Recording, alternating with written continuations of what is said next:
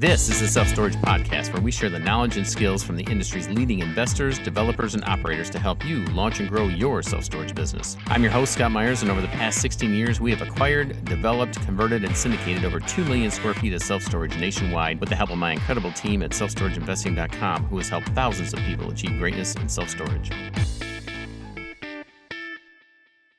Hello, everyone, and welcome back to the Self Storage Podcast. I'm your host, Scott Meyers, and at the time of this recording, we are still in the middle of the COVID-19 pandemic. And as we are all continuing to adjust to our new norm, I want to bring in more guests who are very entrenched in the industry to shed light on how they and their companies are reacting to the changes in our economy and in our industry. Well, in today's episode, I'm having a conversation with my good friend Tron Jordheim with Self Storage Strategies. Now, Tron has been a staple in the storage industry for a number of years, and he and I have done a lot of business together. Tron has also been a speaker on the main stage at almost all of our self-storage academies for the last 4 years, and I'm extremely grateful that he took some time out of his extremely busy schedule right now to share how he and his clients have reacted to the recent changes we see in our industry and what he is seeing across the landscape right now, as well as his best guess for what life is going to look like in the next several months and years to come. So without further ado, let's dive into my conversation with Tron Jordheim. Hey, Tron, welcome to the show. Thanks, Scott. Good to be here. Hope things are well with you. Oh, things are fantastic. How about on your end? Good, very good. Just, cruising through, learning new things, and working on being one of the survivors. So, well, there's a wise old mentor with much less and grayer hair than me many years ago when I got into real estate, and he asked me, he said, "Well, how's business?" And I gave him kind of a long answer, and he said, "Well, let me get to the chase. Are you surviving?" I said, "Yeah, we're surviving." He said, "Well, then you're successful. Success in business means you're surviving." That's right. That's right. In more ways than one, that's proving to be true, isn't it? My goodness, what crazy times we're living in. But nevertheless, we got to keep doing business because there's a lot of people who depend on us. Yeah. Our customers, our families, our employees, all of our vendors and friends. So we just got to keep moving.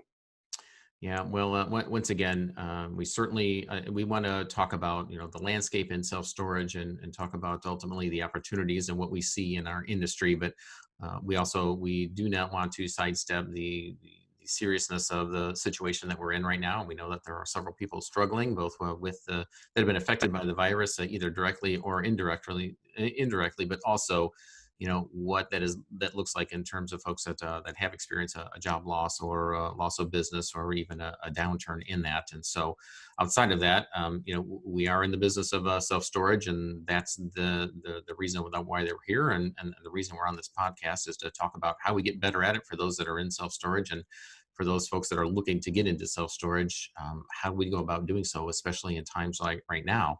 And, the press and in the news, what we've seen, many articles out there about how self-storage is, they can use the words recession proof. I will say recession resistant, as I'm sure you would probably agree, Tron. But, we are in a unique situation poised in our economy. So if we could, we're at the end of April, heading into the beginning of May right now at the time of this recording. So Tron, if you would, tell me a little bit about what you're seeing across the landscape from your facilities and the ones that you're managing for others. Yeah, so I'm seeing a lot of the same thing across the board. We see a few stores that are down a little bit in rental activities, some that are up a little bit. Most are fairly steady.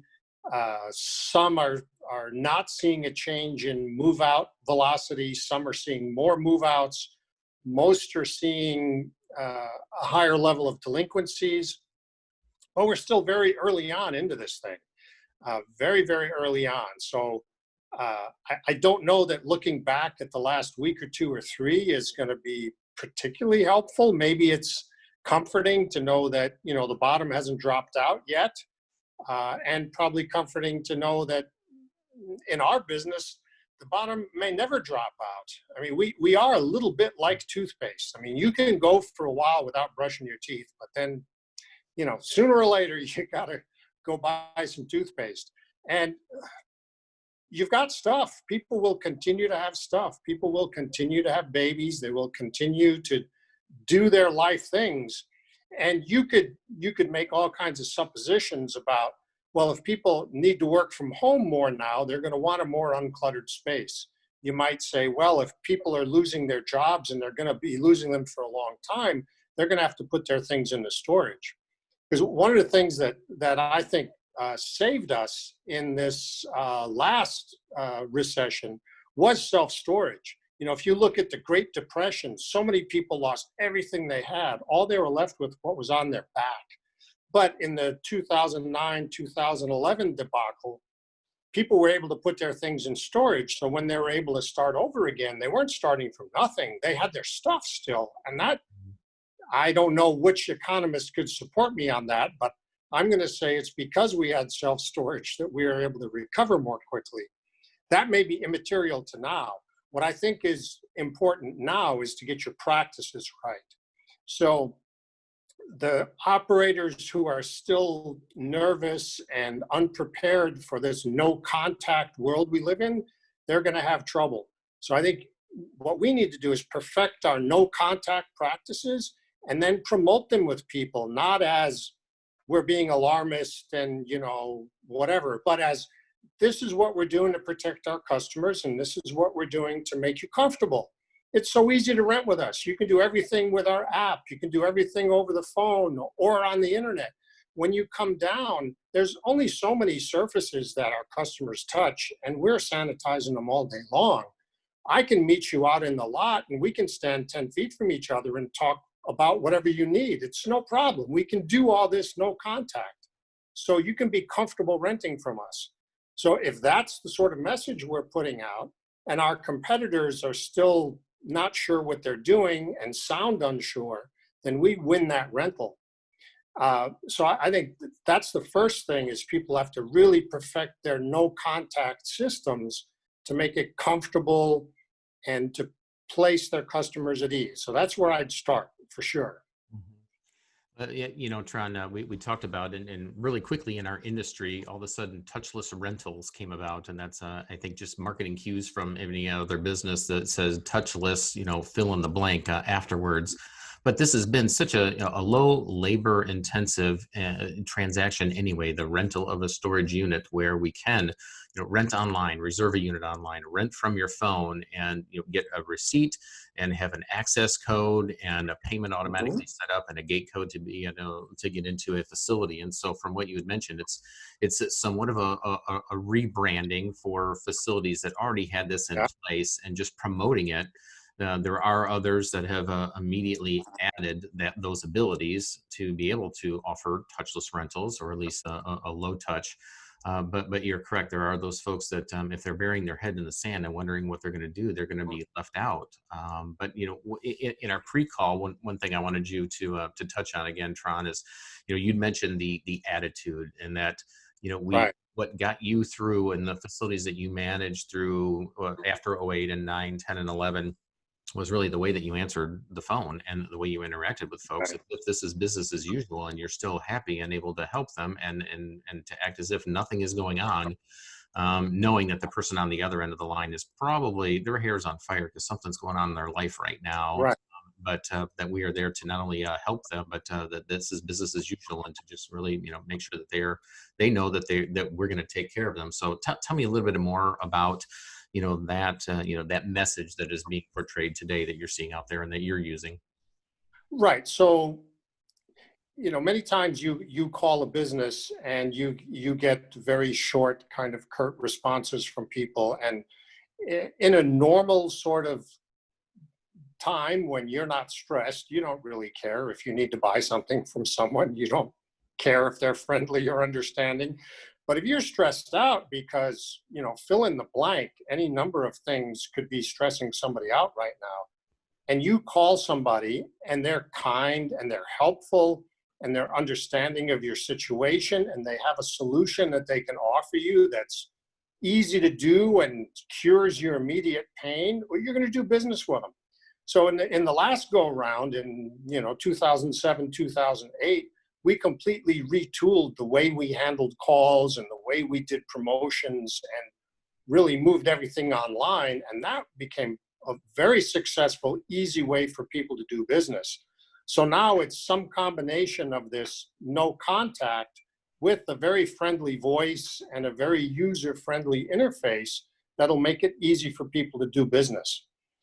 Because either people are coming to us because they're part of this unbelievable number of people who are now unemployed, hopefully short term, but maybe not so short term, and they've got problems to solve, and a storage unit will help them with that.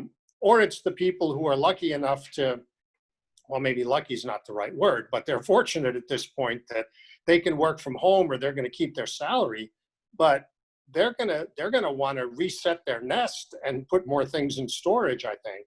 So we just have to be friendly and understanding. And there's a very magic phrase out there that goes, sure, I can help you with that. You know, if someone calls you up and they tell you their story and you say, sure, I can help you with that, you're off to a great start. So that would be the next thing I'd tell everybody to do, is to perfect that phrase. Now, I didn't invent it, I can guarantee you that, but it is soothing. It's magical, really.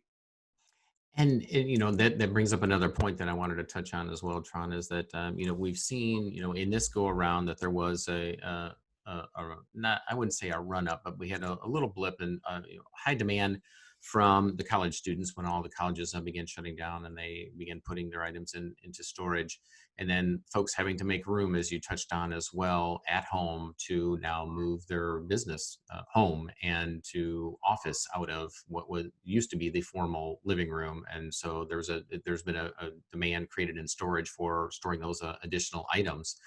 And there's always, you know, life events that are going to occur. But you know, we've seen some bands and other folks that were normally able to go and practice different places, or just, you know, other types. I mean, all across our economy, you know, where people would get together in a room, close proximity to each other, to do something, whether it's work or to gather.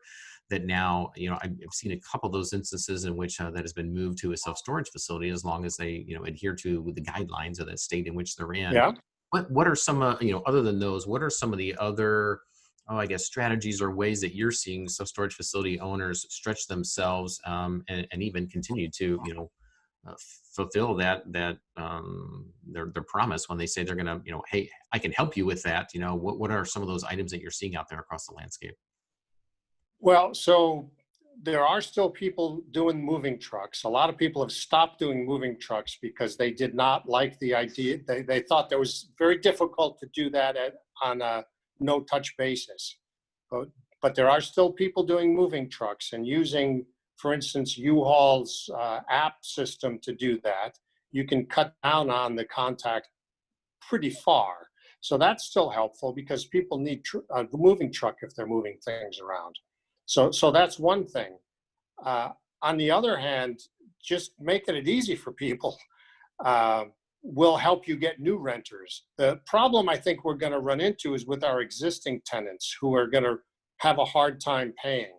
So I live in a county of about 150,000 people, and the latest report said that since this thing has started, 9,000 people have filed for unemployment due to COVID-related layoffs in a county of 150,000 people.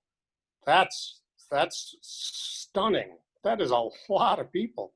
So how many of them rent storage, and how many of them are going to need a little bit of help? So what do we do there, right? Are we going to waive late fees? Are we going to stop auctions? Are we going to set up some sort of schedule for people to pay us back when they get hired again?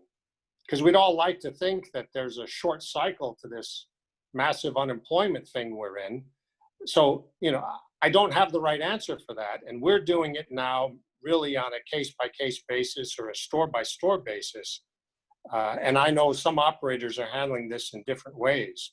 So some are saying we're going to continue with auctions, and we're going to be aggressive about auctions because we don't want a whole lot of people's things that'll never get paid for.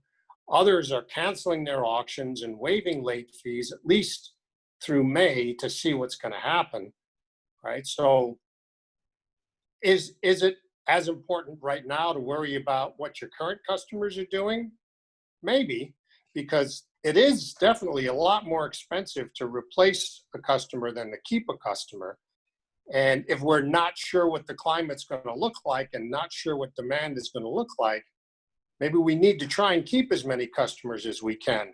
And this is a tricky thing. I do not know the right answer to this. And it would be easy to, you know, come up with a wrong answer on this. So I think what we have to do is just watch things as we go. And that's a very long, round and round answer to the question you just asked me. But I think the being helpful to the current customers may be as important as anything right now. Hmm. I would agree. I would agree. So, and we're adopting probably the approach that most are right now, and that there's certainly no rent increases across the board. Late fees are being waived. The ability to hold auctions, we will do that to the point that if we get to the place where we are not, we can't rent a unit if we're full, then we may do that. But right now, we're going to put a moratorium across the board on any auctions at this point. But one of the points, other items I wanted to ask is, how do we look at this in terms of, the opportunity to be able to go out and invest? And I want to Yeah. touch on this in a couple of areas, because one, we're finding ways, and even stretching further ways to be able to reduce the overall cost of operations, and doing that with technology. And we've been, that's Mhm. been the areas in which the storage industry, which is generally pretty static, has been able to make improvements over the past several years. But now that's really been accelerated during this time frame, and Yeah. that typically means that we can reduce overall cost. And so, if you're looking at opportunities right now, what types of opportunities are you looking at? What are you looking at differently? And do you think that going forward, the change that we'll see in storage is maybe looking at underwriting a little bit differently, because now the expense structure is going to be a little bit different, and we hope a little bit lower as a result of adding the touchless technology? Yeah, I think that's a great point. And I've looked at several deals over the last, I don't know, 5 or 6 weeks when this thing first kind of started. And, the first thing I told the folks I was working for was, I don't know how to project out income anymore.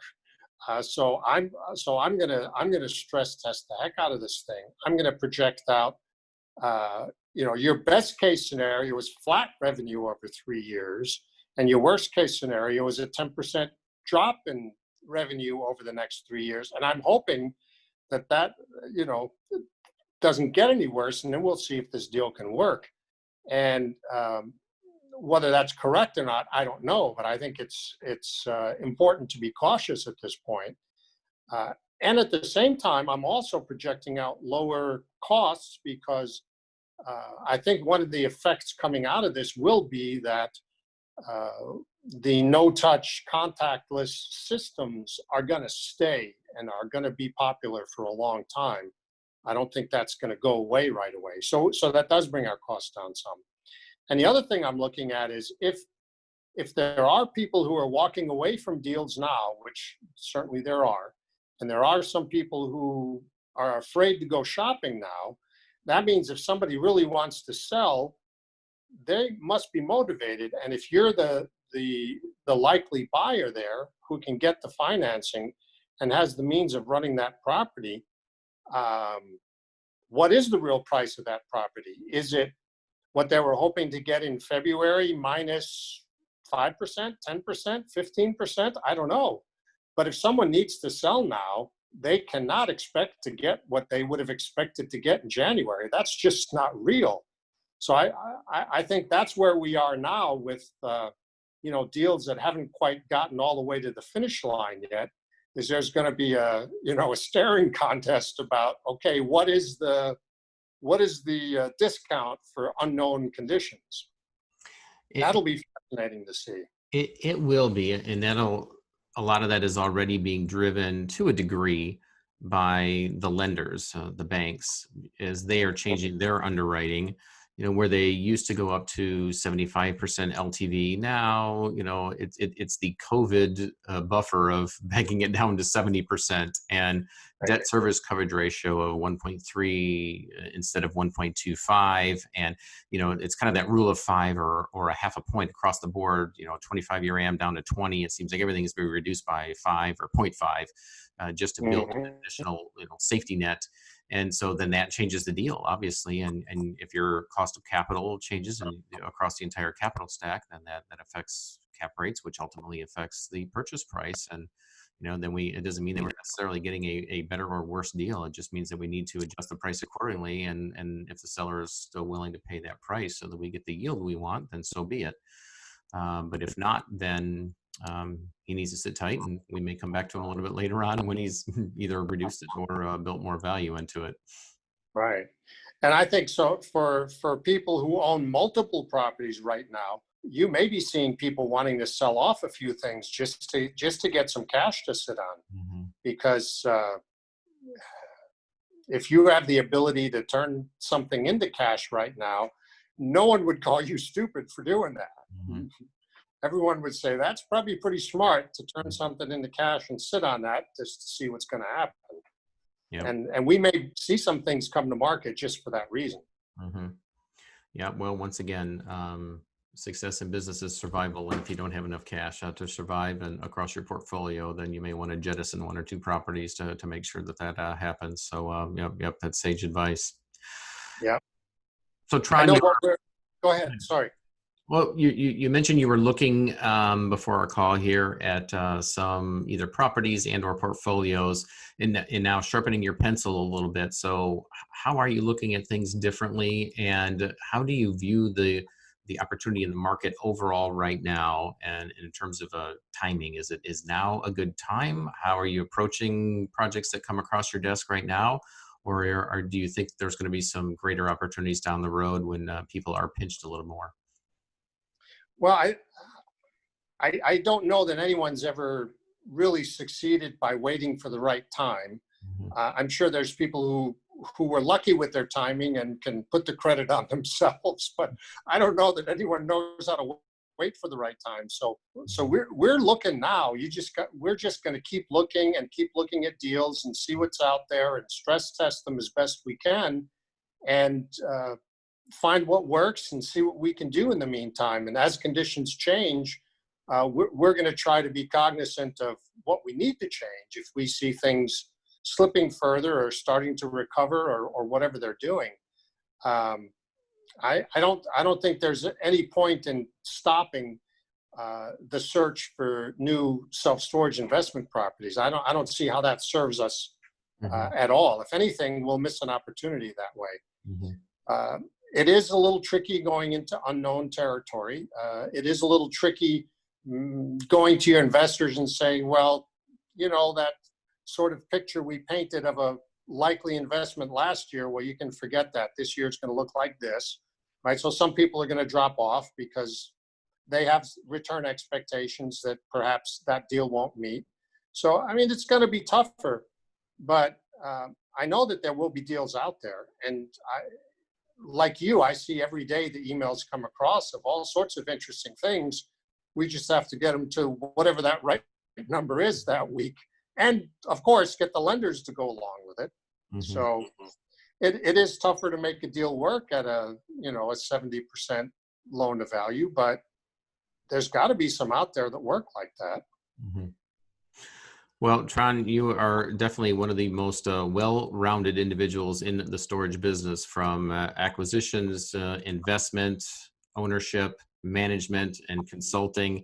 Let's talk a little bit about the consulting calls that you're getting. I know there's an awful lot of folks out there that are, they've got a huge question mark hanging over their head with regards to their storage business, the existing owners right now, and what direction to take, that may be calling you, I'm assuming, for kind of a tune-up and, just kind of a check-in, or all the way down to maybe a full forensics on their portfolio to see if it makes sense to sell or not. So tell me, since I guess March, maybe, what are the different types of calls, and what do those look like that the owners are calling you about and looking for assistance with?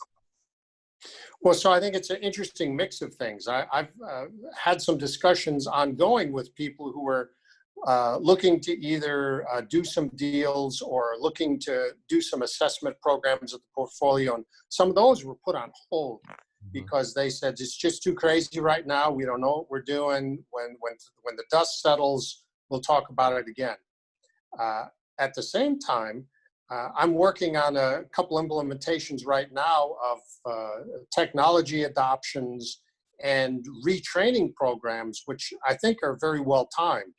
So, where some people are still using older technology, if they can upgrade their technology now, it's going to put them in a much better position and that's smart to do. So we're working on a couple of those. And then working on the retraining at this point is super important, because in times when demand is pretty good and customers are in sort of a normal mood, when consumers are neither, too stressed nor too exuberant, you don't have to be fantastic in your selling and customer service. You just have to be available. But in these conditions, it's very wise to do some retraining with people. And I just completely revamped the training program for some folks we've done work with for years and years. And I think it's going to be a big plus to them. So those things are very interesting. And then I've done some deal workups for people, some of my quick looks and desktop studies of deals that they work, even stress tested, they work. And that's impressive. You don't always see that. A lot of times you see deals that have a pretty narrow, room for error. But these couple look pretty good. So those are the kinds of things I'm looking at right now. I suspect what's going to happen here pretty quickly is people are going to see the weaknesses in their current programs, and they're either going to keep those weaknesses to themselves and try and fix them, or I'll be hearing from some of those folks and they'll say, okay, here's what we're trying to figure out, or I think we can make this opportunity work, but how do we do it? And so I think that's what we'll see later. I think the folks I'm talking to now who are retooling current capabilities, that's smart. Yeah, I think nobody wants to promote that they have questions, because everybody wants to think that they have it all figured out. And as soon as they start reaching out and looking for help, it looks as if they don't have control, and then it devalues what they own. So yeah, a little bit of a timid, to pick up the phone and look for help out there. We're seeing the same thing on our end as well. But again, extremely optimistic about this very resilient industry that we are in. And we are doing the same thing to double down and making sure that we are tightening up our back office and operations. We're doing more training with our project managers, and also I've entertained and looked at a little bit of new technology as well, and maybe implementing places where it wasn't implemented, and making some changes in others as well. So for all the good that's going to come out of this recession, once again, when we are stretched and challenged, and whether it's the economy or something else in our business, that is when we grow and we become better as a result of it. So that is one good thing that this industry is going to see. So with that, I'm not going to ask you to get your crystal ball out, Tron, but give us a little idea of what it's going to look like to navigate through this, perhaps for the next several months while we're figuring things out, and then the outlook on the industry from your standpoint, what you're seeing.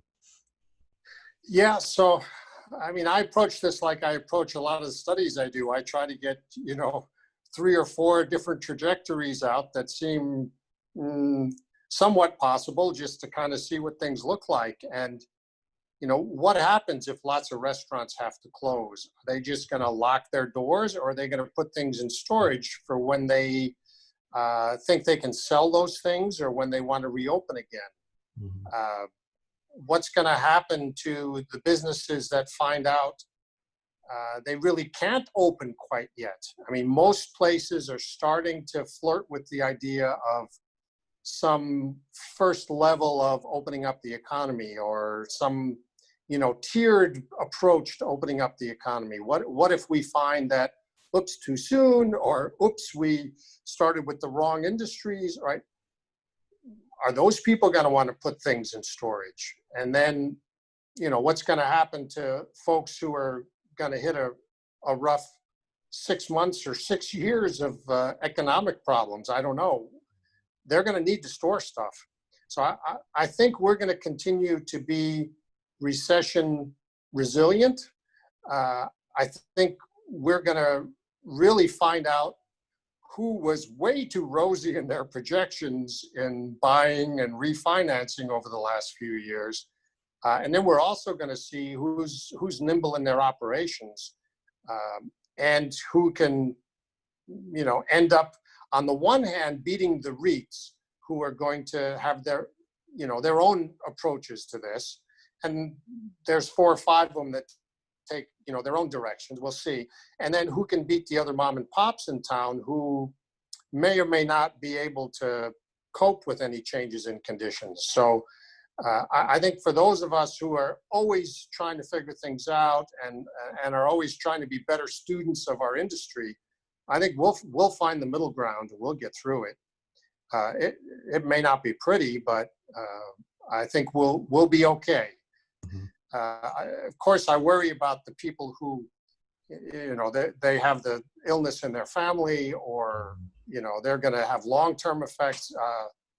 That really has, as business people, we're very good at cubbyholing things, right? When we're talking about business, it's business. When we're talking about the people we know who are in trouble, that's another thing. So I'll hold that for another conversation. But for the business side, I think self-storage will be just fine. We'll of course have winners and losers.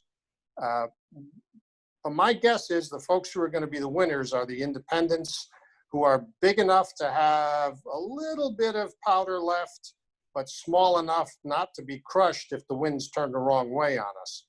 So that's my crystal ball prediction.